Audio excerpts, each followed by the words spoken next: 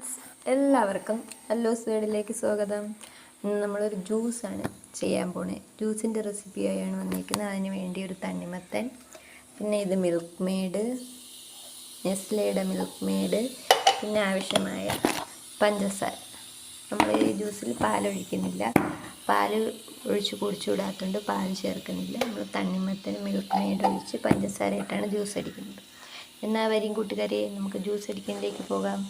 അങ്ങനെ നമ്മൾ തണ്ണിമത്തൻ കട്ട് ചെയ്തിട്ടുണ്ട്. കൊണ്ട് പുളി തണ്ണിമത്തൻ കട്ട് ചെയ്തിട്ടുണ്ട്. നമുക്ക് ഇത്രേ ആവശ്യമുള്ളൂ, ഒരു ഗ്ലാസ് ജ്യൂസിന് വേണ്ടി ഇത്രേ ആവശ്യമുള്ളൂ.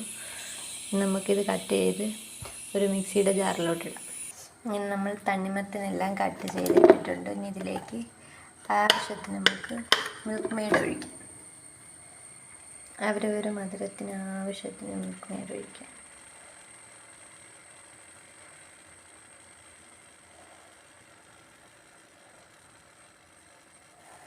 ഞാൻ ഇത്രയേ ഒഴിച്ചുള്ളൂ ഗൈസ്.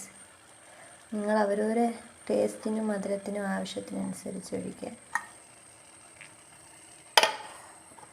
ഇനി ഇതിലേക്ക് നമ്മൾ കുറച്ച് പഞ്ചസാരയും കൂടെ ആഡ് ചെയ്യും.